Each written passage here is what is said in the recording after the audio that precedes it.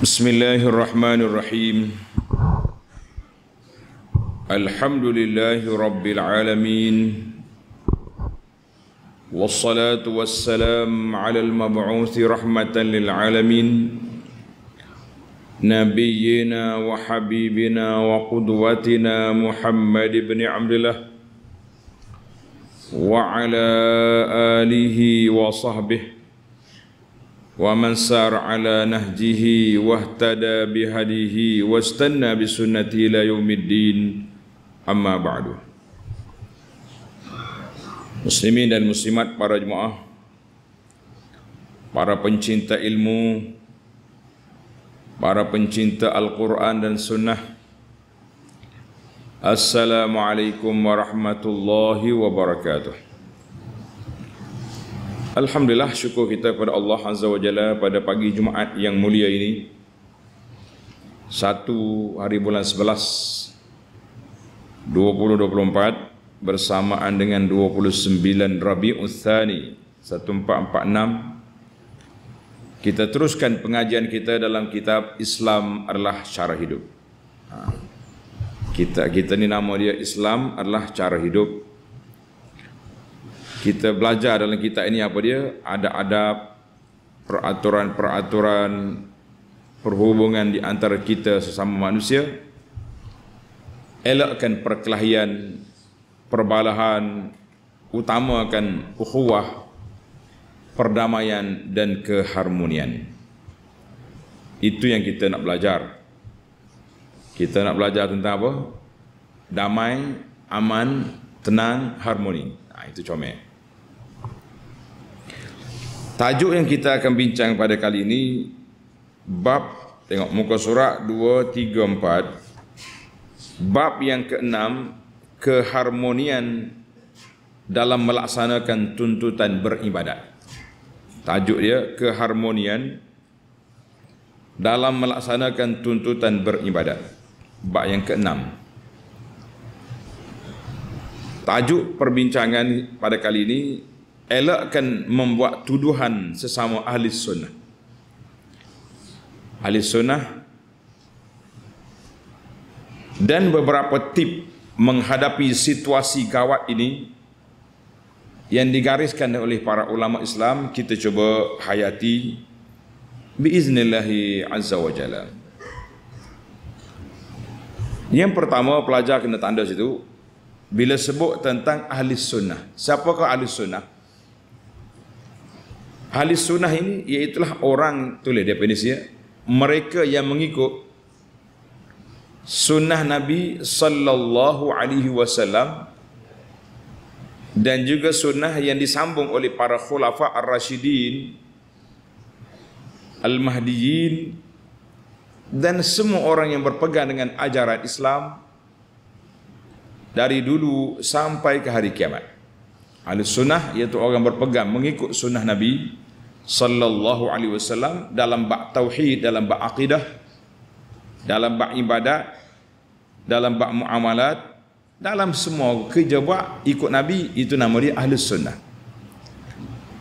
Tapi kalau kata kami ni ahli sunnah tapi amalan tak ikut sunnah, itu tidak betul. Dia punya dakwaan macam mana jadi ahli sunnah tapi tak ikut sunnah, ajaib. Ini kita letak definisi ahli sunnah itu, itulah orangnya. Lawan kepada ahli sunnah siapa? Semua al-firqah. Dia panggil Syiah, Rafidah, Mu'tazilah, Jabariyah, Qadariyah yang kita baru belajar ya. Itu dia panggil bukan terkeluar daripada ahli sunnah. Kalau mari zaman kita ini, mazhab-mazhab baru zaman kita ini, banyak nama dia, sekular, sosialisme, berapa mama lagi banyak. Itu dia panggil. Jadi kita alhamdulillah kita masyarakat Islam ini, khususnya di Malaysia ini, masyarakat yang mengikut ahli sunnah wal jamaah. Kita mengikut sunnah Nabi sallallahu alaihi wasallam. Ada negara-negara dia ikut Syiah, ada negara ikut orang putih terus. Itu lainlah, kita tak masuk campur yang tu. Setelah kita kenal siapa ke ahli sunnah, makna orang yang berpegang dengan sunnah, yang beriman kepada Allah, beriman kepada Rasul sallallahu alaihi wasallam. Jadi kita tengok sama-sama kita tak bincang dengan orang lain, tak bincang di luar rumah. Kita kata perbincangan ini dalam rumah tangga ahli sunnah. Tengok kitab muka surat 234. Mutaakhir ini telah berlaku satu fenomena yang tidak sihat dalam masyarakat. Khasnya para penuntut ilmu. Orang yang mengaji kitab banyak, inilah hak balas kuat. Mereka menyibukkan diri dengan mencerca. Tulis ke Arab. Tajrih. Ta, jin, ra, ya, ha. Tajrih mana melukakan orang. Mencela orang, itu tajrih. Mereka mencerca para ulama atau pendakwah yang tidak selari dengan pemikiran mereka. Orang ni tak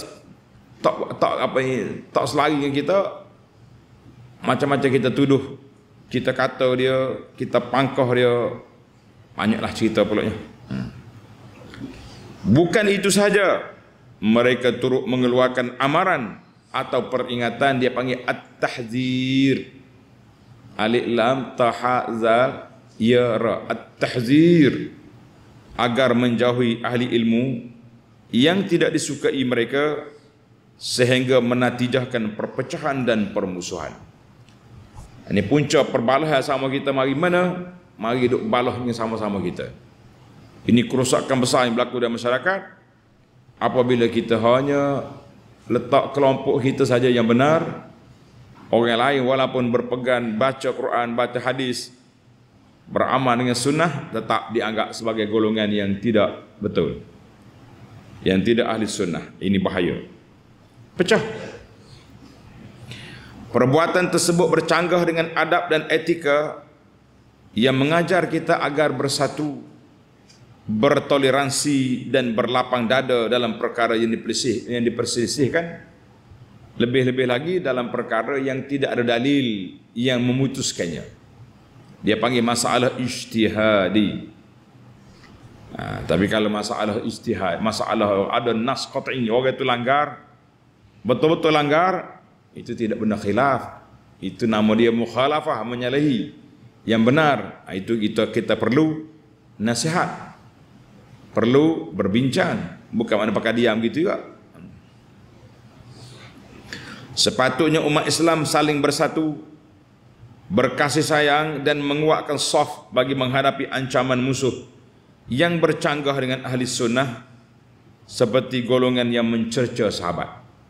Nah, dia panggil puak Rafidah, tulis nama puak dia ni Rafidah ataupun Syiah. Kerja dia mencela sahabat, bukan sahabat main ujung-ujung.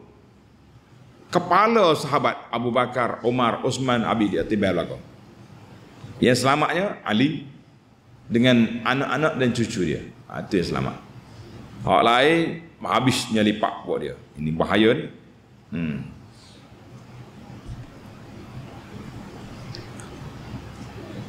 Tip ni, tulis. Patut tip tu duduk baris baru. Tip menghadapi situasi gawat ini telah digariskan oleh para ulama Islam menerusi peringatan berikut. Kita nak kata tip bunyi hilir sikit deh. Kalau kata nasihat ini telah beberapa nasihat telah digariskan oleh ulama Islam untuk menangani masalah ini. Yang pertama, nasihat kepada pengkritik, pengomen, pengapa lagi ikulah kata ya. Nasihat kepada pengomen, pengkritik dan banyak-banyak peng lagi. Seorang pengkritik, bila kita nak komen orang, kita nak kritik orang, kita nak tahzir orang, kita nak kata ke orang, kita mesti mengambil kira beberapa perkara berikut. Kita kena tengok dulu maslahah dan mafsadah. Maslahah dan mafsadah kita tengok. Yang pertama, ittaqullah. Bertakwalah kepada Allah Azza wa Jalla. Takutlah kamu kepada Allah Jangan sewenang-wenangnya kamu rembat, kamu sebat kepada saudara, kepribadian saudara kamu yang muslim. Jangan. Mereka sepatutnya menyibukkan diri dengan bermuhasabah dan membetulkan diri sendiri terlebih dahulu sebelum mencari kesalahan orang lain. Sepatutnya begitu. Kita semok kita dulu. Berusahalah menjaga pahala amal kebajikan yang telah dilakukan agar tidak muflis di akhirat. Dia panggil muflis di akhirat ni bahaya. Hilang pahala kita, habis, hangus, terbakar. Pada waktu itu kita amat memerlukan ganjaran amalan tersebut. Kerana pada hari akhirat tiada gunanya lagi harta benda dan anak pinak, anak cucu, kalau kita tidak datang bertemu Allah dengan hati yang sejahtera, membawa tauhid yang murni dan amalan yang saleh. Kita tak situ dah. Aku ni sedap ngata kau orang ni, banyak kok pahala aku ni. Betul benar kau kita ni kan jadi muflis di akhirat. Satu, bila orang bercakap tentang gini, dia akan berfikir, dia akan mikir, berat ni. Jadi dua, sibukkan diri dengan mencari dan mempelajari ilmu yang bermanfaat. Pergi mengaji dulu, belajar dulu. Bersungguh-sungguh dan berusaha untuk mencapainya supaya mendapat faedah dan juga dapat memberikan faedah. Kita nak kita dapat faedah ilmu, kita beri kepada orang juga ilmu. Itu baru dipanggil seimbang. Keluar dan masuk. Beri ada dua-dua. Dapat memberikan faedah kepada orang lain serta membina masyarakat dengan keharmonian, dengan ilmu, dengan kepahaman yang baik. Ahli ilmu yang memutuskan jalan untuk masyarakat mendapatkan ilmu melalui ilmuwan tertentu tidak akan meninggalkan ilmu yang bermanfaat selepas kematiannya. Jadi dia ni duk ngacau orang ya. Jangan belajar dengan dia tu. Ustaz ni tak bagus ni. Nah, dia buat tuduhan-tuduhan yang begitu jahat pada orang, kita kata ini cukup berbahaya. Orang duk mengaji Quran baik, atau ngaji dia tu dia tak pandai. Jadi macam-macam lah dia menjadi manusia pengacau. Orang yang mengacau orang dia tak akan dapat ilmu sebab kerja dia duk mengacau orang. Orang ramai juga tidak akan merasakan kehilangannya, bahkan merasa tenang dan selamat dengan ketiadaannya. Maknanya orang hok ni suka kacau orang ni, bila dia mati bukan orang sedih, bukan orang menangis, orang suka. Alhamdulillah. Mudah-mudahan tenang dunia ini tanpa fulan. Lagu tu. Tapi kalau orang baik, orang ikhlas dalam perjuangan, bila dia mati orang tangis, sedih. Ustaz kita mati, ni dok dia mati orang suka. Alhamdulillah. Lepas pada ni tak ada lah kacau-kacau, ngenak-ngenak, tuduh-tuduh pada orang, tak ada. Jadi itu dia panggil, buat apa kita? Kita nak tinggalkan legasi yang baik, ilmu yang bermanfaat, dikenang oleh orang sepanjang zaman. 3, jika ada orang yang bertanya kepada kita tentang seorang ahli ilmu, sepatutnya kita merujuk ulama yang masyhur, pendakwah yang berfikiran terbuka, serta mereka yang benar-benar alim dan arif tentang hal tersebut. Jadi bila orang tanya kita, Ustaz, saya nak tanya hukum sekian-sekian, kita kata, hukum ni yang alim, yang mahirnya fulan, ustaz fulan, tuan guru fulan. Jangan tanya semua benda. Ni setengah orang ni macam dia tu ensiklopedia, dia panggil mausu'ah. Semua benda nak jawab, lepas tu dia tak erti pun. Ini bahaya. Kalau kita ada ilmu, jawab. Kalau kita ada ilmu, kita tunjuk pada sahabat-sahabat yang mempunyai keahlian dalam bidang tersebut. Punah kalau tidak. Kita beli kereta, mula-mula beli, sayang tak sayang kereta baru? Kita nak servis kat mana? Kat kedai tepi jalan? No, kita akan servis di tempat ejen dia, pusat servis dia. Sebab keyakinan. Sama juga bila kita nak tanya tentang hukum, kita jangan duduk rempuh masuk satu pasal. Kita tanya ni, tak boleh orang ni. Yang layak menjawab orang ni, isu ni, fulan. Barulah kita kata ada kepakaran. Kalau kita tak pakar lah. Kalau kita pakar, jawab je lah. Pakar jawab.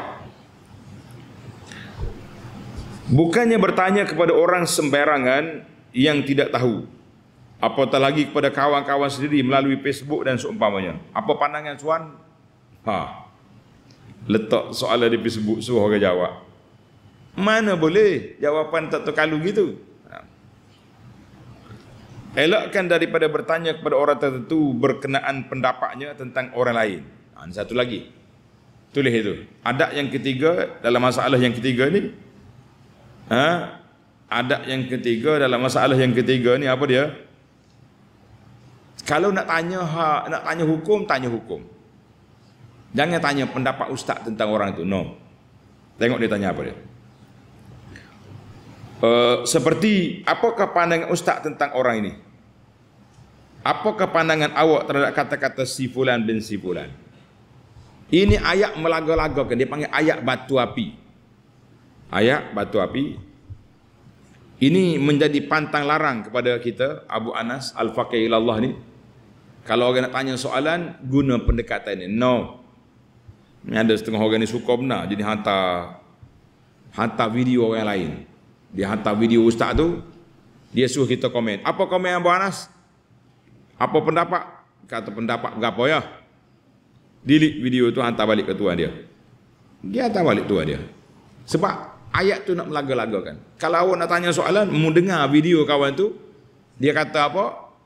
Lepas tu tanya, tulis soalan. Soalan saya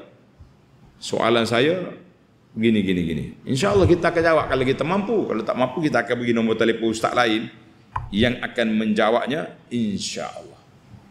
Tapi kalau mari soalan laga gini, no. Tak kira lah. Dia laga direct ke, dia laga dengan video orang ke, kita kata kita tak nak komen macam tu. Bukan budaya kita ambil video orang, pukul orang tu. No. Orang lain dia nak buat lah. Dia panggil react apa benda dia. Istilah dia. Silakan. Masing-masing ada pandangan, ada pendapat. Tapi kita tak.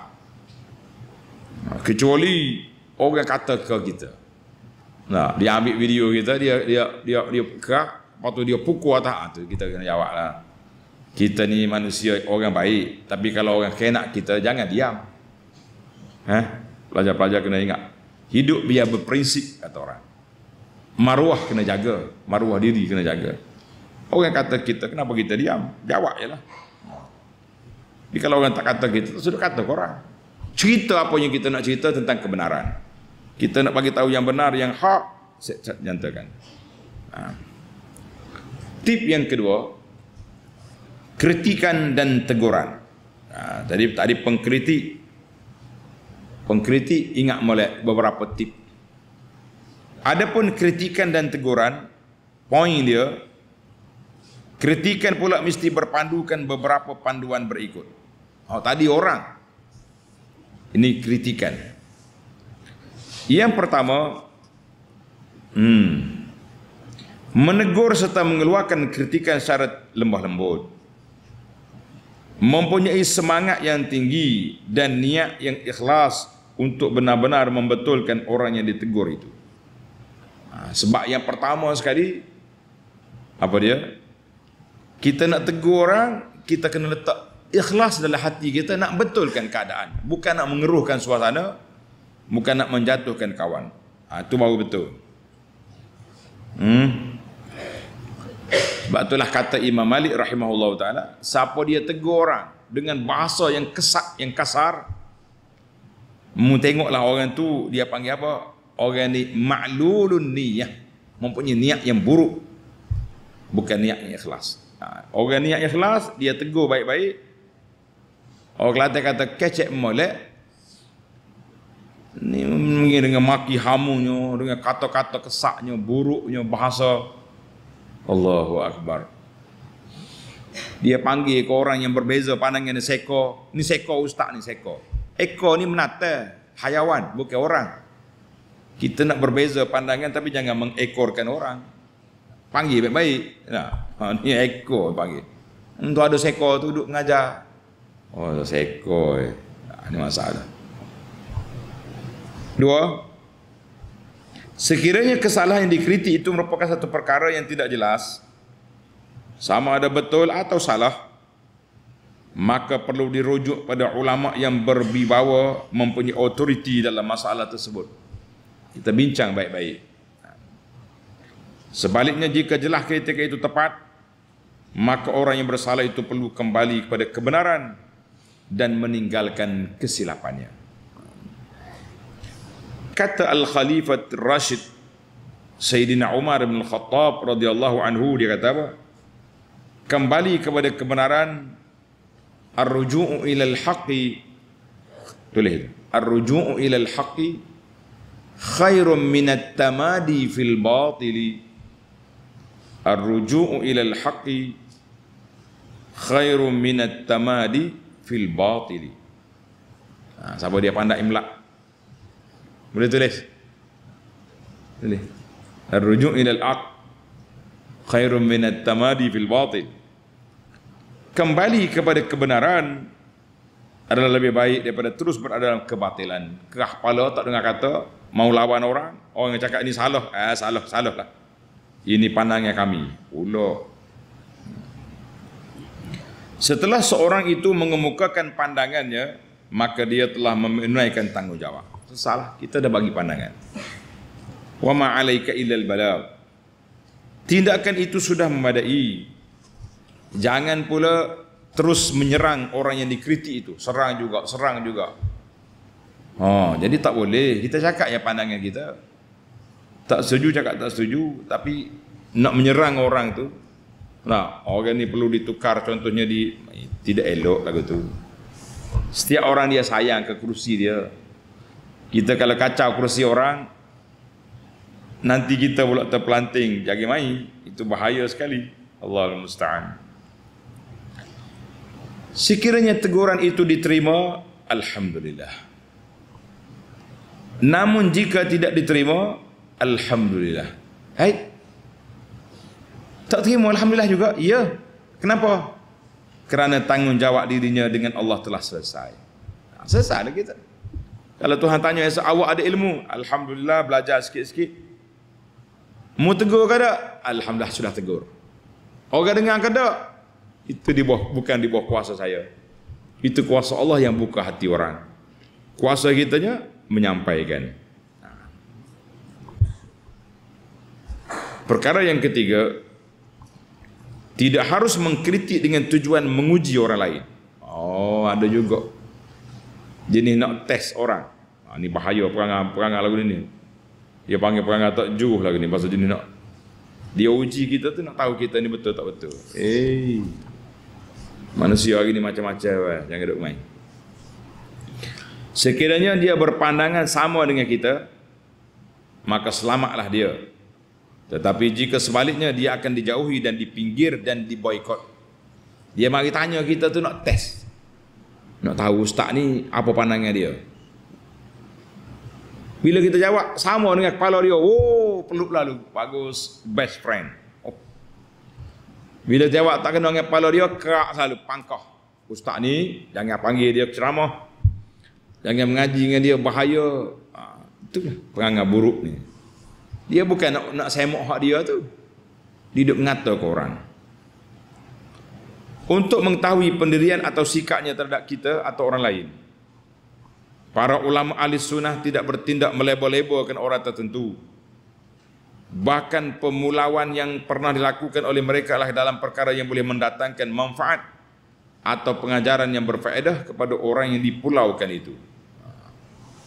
Kita tengoklah orang ni ajar sesak. Kita suruhlah orang, larang orang pergi mengaji dengan dia kalau betul ajaran tu sah. Contohnya, seorang bapa yang memulaukan anaknya, seorang guru yang memulaukan pelajarnya, begitu juga seorang yang tidak berkedudukan lebih tinggi memulaukan orang bawahannya, Hal ini demikian kerana perbuatan itu akan memberi kesan atau pengajaran terhadap orang yang dipulaukan itu. Ingat moleklah, ada setengah orang tu dia suruh pulau orang. Jangan ajak orang ni, jangan ajak orang ni. Dia sendiri tak betul. Mengajar budak bawa cerita karut hadis dia baca buat palsu. Nak pulau orang. Kita kata dia terpatut di pulaunya. Macam-macam orang ni. Dia suruh dia betul padahal dia salah. Pasal itulah dia kata orang, kalau nak jadi orang gila, pergi melawat hospital gila. Tahu cerita? Kita bila pergi melawat buat orang gila, dia kata kamu, tu orang gila mari. Dia tak gila. Padahal dia tu jalan betul-betul. Baju pun tak pakai. Habis dia kata, tu orang gila mari tu dia. Siapa dia? Kita nak pergi melawat dia jadi gila pula. Dia tu betul. Ini kita takut hari ni. Duk mengata orang salah, sesak, kita sendiri tu sesak barak tak laku mana. Ini banyak bahaya. Allahu Akbar. Jadi tindakan-tindakan ni nak boikot ni kalaulah benda tu memberi kesan. Orang ni dikira orang yang sesak. Macam apa yang berlaku sehari dua ni kan. Ada sekumpulan ni. Dalam kelompok dia yang duduk main belagar dalam kumpulan dia saja. Amalan dia apa pelik-pelik. Tok Syekh dia jadi Imam Mahdi. Itu kita kena boikot lah orang lagu tu. Supaya masyarakat tak pergi. Ini salah boikot orangnya. Ya. Baik. Berpada-pada, ini nasihat. Walaupun begitu, sekiranya pemulaman itu berlaku antara orang yang punya kedudukan yang sama taraf, lebih-lebih lagi dalam perkara yang tidak punya sebab yang kukuh untuk melakukannya, perbuatan ini tidak akan memberi kesan apa-apa, bahkan hanya akan mencetuskan permusuhan dan memutuskan hubungan. Tak ada gapo. Tak kira pakak baikot belaka. Padahal tak ada benda pun. Syekh Ahmad bin Abdul Halim rahimahullah ketika membincangkan kepribadian Yazid bin Muawiyah. Yazid bin Muawiyah ni kuatlah perlawannya dia nya, anak Muawiyah. Macam-macam lah cerita tentang Yazid. Lawan dengan cucu Nabi. Tapi ingat molek. Dia kata Syekh, tidak dikhususkan untuk mengasihi atau mencemuhnya Yazid. Sekiranya dia orang yang fasik atau zalim sekalipun, sesungguhnya Allah Ta'ala itu Maha Pengampun, lebih-lebih lagi jika dia telah melakukan kebajikan yang besar. Apa dia Yazid buat? Yazid ada masalah dalam pentadbiran dia, agak kanas dia. Tapi kebaikan yang dia buat ada. Apa kebaikan? Kebaikan Yazid bin Muawiyah memimpin tentera yang pertama menyerang Konstantinopel. Istanbul, Konstantinopel, Istanbul di Turki sekarang. Bersama-samanya ialah sahabat Nabi Abu Ayyub Al-Ansari, Khalid bin Zaid radhiyallahu anhu ada dalam tentera Yazid. Maknanya sahabat ni ikut dia sekali. Daripada Ibnu Umar radhiyallahu anhuma, sabda Nabi sallallahu alaihi wasallam, "Awwalu jaishin min ummati yaghzuna Madinata Qaisar maghfurun lahum." Artinya, tentera yang pertama daripada umatku yang menentang Konstantinopel, Konstantin diampunkan bagi mereka dosa-dosa mereka. Hadis ini rawahul Bukhari. Mana walaupun Yazid ada masalah, tapi ada lagi sumbangan besar yang dia buat. Kita kena tengok situ. Perbincangan seterusnya dilanjutkan dengan saranan berikut. Oleh yang demikian, kewajipan kita hanyalah menyebutkan setakat yang diperlukan. Jangan sekali-kali mengaitkan Muawiyah dan menjadikannya sebagai satu ujian kepada muslimin lain, kerana perbuatan tersebut merupakan satu bid'ah yang menyalahi ahli sunnah wal jamaah. Begitu juga memecahkan umat dengan menguji mereka melalui perkara yang tidak diperintahkan oleh Allah Azza wa Jalla dan Rasulnya sallallahu alaihi wasallam. Mana kita ni kadang nak uji orang. Ni banyak juga orang tanya soalan nguji lah dipanggil. Apa pandangan awak tentang gini-gini, kita kata. Selepas kematian, boleh tak? Kalau orang panggil kita berkumpul lepas mati rumah, boleh? Itu dia panggil soalan nak menguji orang. Kalau kata orang saya tak segi, Sebab Nabi suruh kita hantar makanan, bagi makan roha. Oh, awak ni akan dituduh dengan label-label yang buruk, yang jahat. Kita kata label itulah label pemecah belah umat Islam. Yang main. Itu di antara nasihat. Mana kita tahu dia ada masalah, kita sebut ialah masalah dia tu. Tapi kebaikan dan jasa besar yang dia buat pun kena sebut juga. Barulah seimbang. Nasihat yang seterusnya, buang yang keruh, ambil yang jernih. Sedap juga bahasa. Dia panggil bahasa apa ni? Buang yang keruh, ambil yang jernih.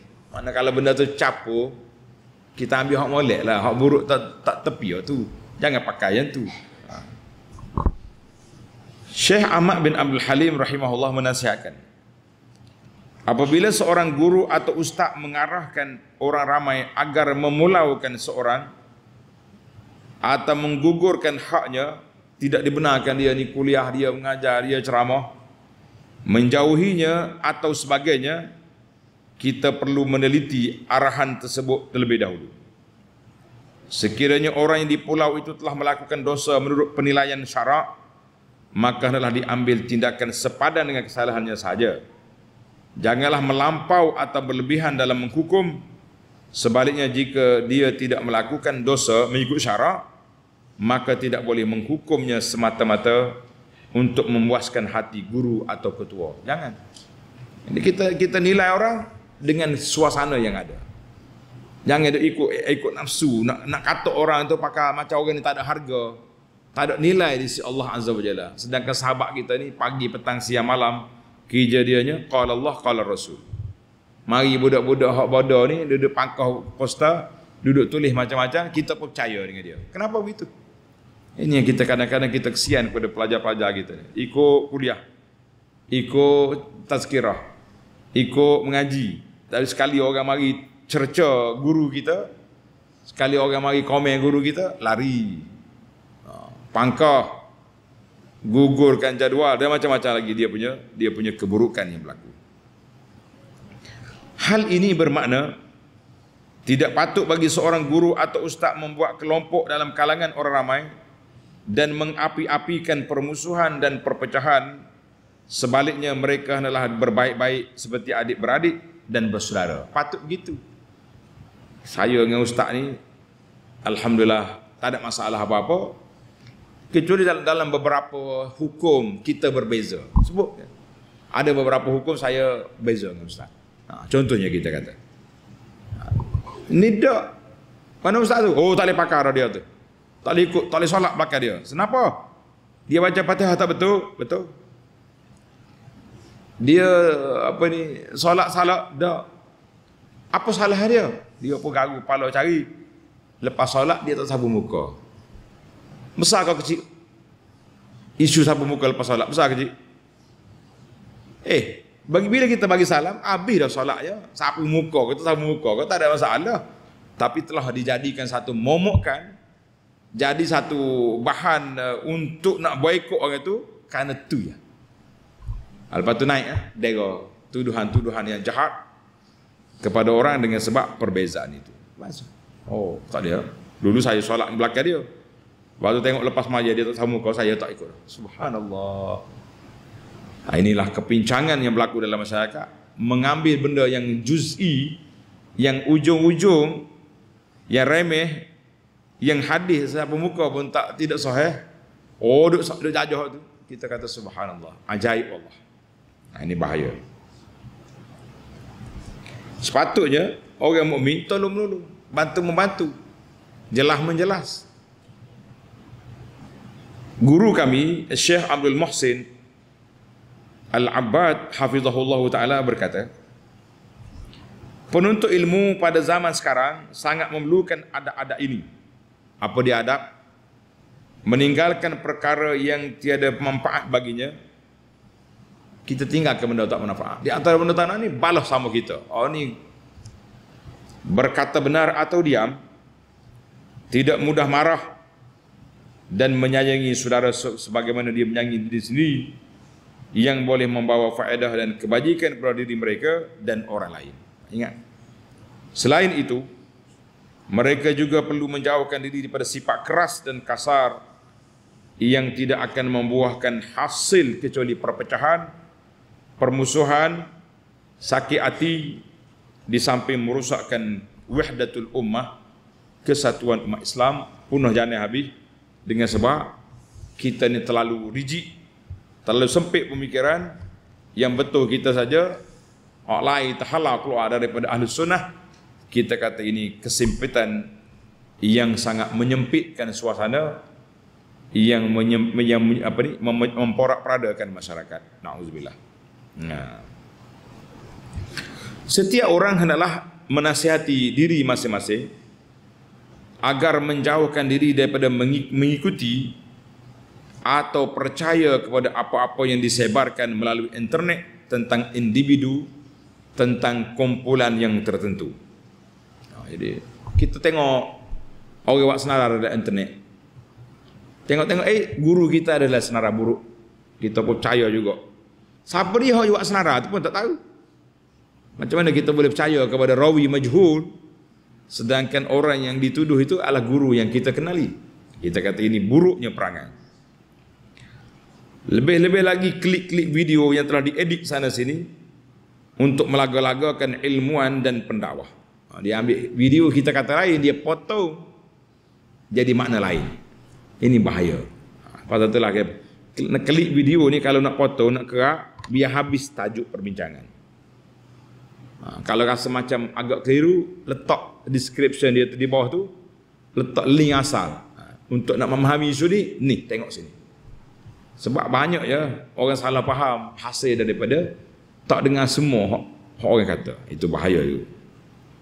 Ataupun video edit. Ni zaman mazhab baru ni, syaitan buat mari kita, nama dia mazhab AI. AI ni bagus, banyak maklumat, tapi hak syaitan guna AI ni untuk nak edit gambar orang. Gambar-gambar kita, suara-suara kita, tapi kata-kata bukan kata-kata kita. Berapa ramai pendakwah-pendakwah, ustaz-ustaz yang hebat-hebat duk jual ubat kuat. Siapa dia makan ubat ni, pagi cuba.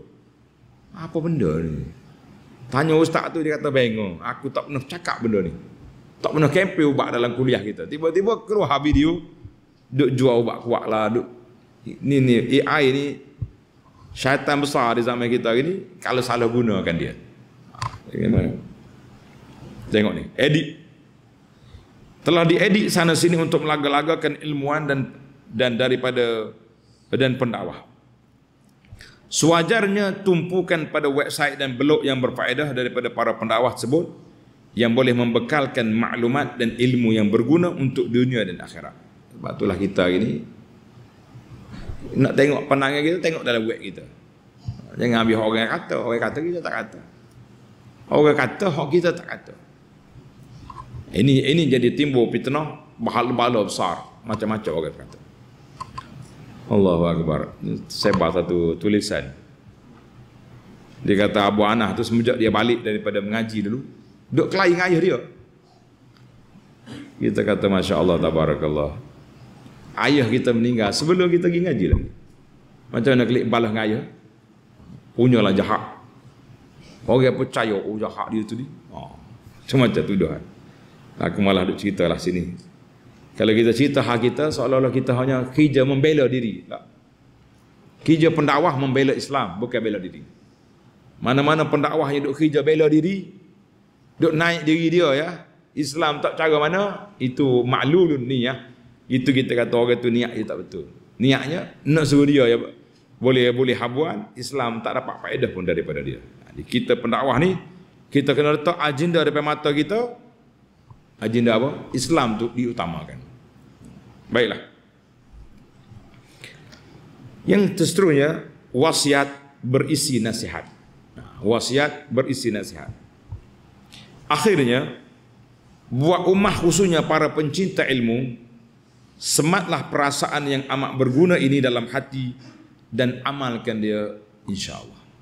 Yang pertama, bersyukurlah kepada Allah atas taufiknya yang menyuntik kesedaran kepada kita untuk mendalami agama ini. Kata Alhamdulillah. Tuan-tuan dan puan-puan yang hidup di alam nyata, di alam maya ni, kata alhamdulillah, Allah Taala letak dalam hati kita ni suka belajar. Alhamdulillah. Anak pergi mana-mana pun jumpa orang, ustaz, saya pagi-pagi tak tinggal kuliah subuh. Kalau tak sempat tengok rakaman, kita kata alhamdulillah, ada je orang. Ada yang ikut 2 kuliah maghrib lagi. Jadi itu ada orang yang kerja dia waktu orang duduk kuliah ni duduk tulis macam-macam itu. Buat tuduhan-tuduhan jahat. Kita kata itulah orang jahat nama dia. Ikhlaskan juga niat ketika belajar dan tumpukan perhatian kepada pelajaran yang berfaedah, bukan yang memecah belahkan umat. Manakala orang mari ceramah pak kita ni, sobat besar, 2 lapis lagi kain, tapi mari duk ngata orang, balik ustaz, mau balik. Kita pergi dengar kuliah ni nak lembutkan hati, nak takut pada Allah Ta'ala, nak menimbulkan kasih sayang sama orang muslim. Kalau penceramah ni mari guna speaker masjid, ambil sampul daripada masjid, mari duk ngata ke orang, balik. Penganjur bertanggungjawab di hadapan Allah Azza wa Jalla bawa orang seperti ini untuk memecah belahkan masyarakat. Mari ni. Ini ada kita malah buat contoh kepada orang. Biar Tuhan yang balah pada dia. Yang kedua, kita hendaklah menjaga waktu dan memenuhinya dengan perkara-perkara yang berfaedah yang boleh bawa kebaikan pada diri kita. Waktu ini berharga besar waktu kita ni. Dia panggil samin, dia punya harga. Jadi kita gunakan waktu ini sama ada beribadat, sama ada untuk berehat, untuk tolong orang, untuk menuntut ilmu, buat benda baik-baik. Sebaliknya jauhilah amalan yang boleh mengeraskan hati dan menghilangkan pahala. Amalan kerah hati ni apa dia? Tulis itu. Yang mengerahkan hati kita dosa dan maksiat. Yang menghilangkan pahala, riak dan mengungkit. Riak dan mengungkit, itu hilang pahala. Siapa dia buat amalan riak nak tunjuk orang, pahala dia hilang. Siapa dia ungkit kebaikan yang dia buat kepada orang, juga pahala hilang. Na'udzubillah. Ingat molek tu ya. Satu lagi, orang yang mencerca orang di dunia, di akhirat esok dia akan jadi muflis, pahala dia diberi pada orang tu. Kita hari ni pahala kita banyak beri pada orang kita sayang ke beri pada orang kita benci? Orang kita benci, orang kita benci dah kita kutuk dia kuat, pahala kita pergi ke dia. Sepatutnya pahala kita ni kita beri pada orang kita sayang. Siapa dia? Ayah kita, mak kita. Tak, kalau mak ayah tak doa mana? Duk cerita ke orang hak kita keji, bermakna kita telah hilang beri pahala kepada orang itu. Na'udzubillah. Nasihat wasiat yang ketiga, mestilah bersikap adil dan bersederhana serta jauhi sikap ghulu. Ghulu itu makna melampau dalam sesuatu perkara, seperti menjatuhkan hukum terhadap seorang. Kita jatuh hukum tanpa tabayun, pakai kata gitu ya, kata gitu. Ada seorang pengusaha pondok, dia pergi Kuala Lumpur nak cari kutit derma. Tak apalah, itu hak dia masing-masing. Dia pun kutit derma, kita pun kutit derma. Bila orang tanya dia, awak mari mana? Dia kata mari di kawasan ni. Jadi dia pun kata, oh kenal lah ustaz ni, Abu Anas. Oh ustaz dia pun cerita lalu cerita kita. Sebelah dia tu orang kapal kita ni, orang Sungai Raya ni juga ada. Oh, selepas dia cerak, selepas dia kata tu, pak cik ni pun sebut, ustaz, hamba ni orang Sungai Raya ni, merah muka. Hak ustaz kata tadi tu hamba tak nampak lagi. Kejahatan yang disebut tentang Abu Anas ni, awak kata ni, saya tak tengok lagi dia. Saya duduk solat belakang dia. Itulah kita kata, awak nak naik-naik lah, tapi jangan pijak orang.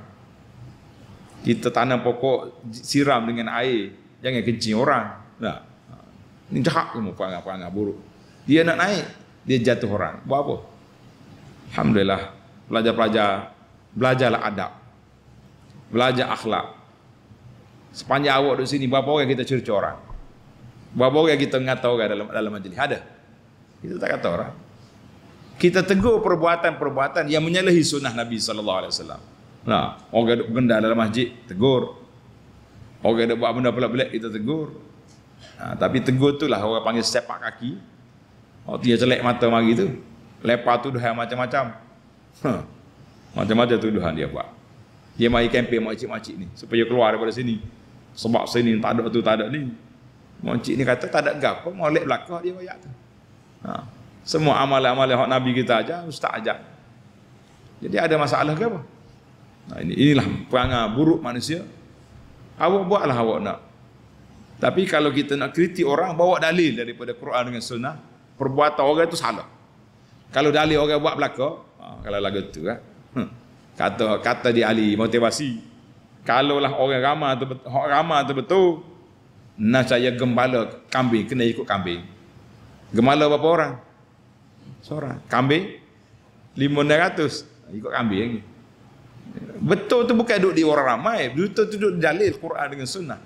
Barulah kita kata betul. Ini ingat molek. Jangan jatuh hukum kepada orang sewenang-wenang. Selain itu janganlah pula terlalu cuai dalam menerima apa sahaja yang dibawa oleh siapa. Asal kau kata ke?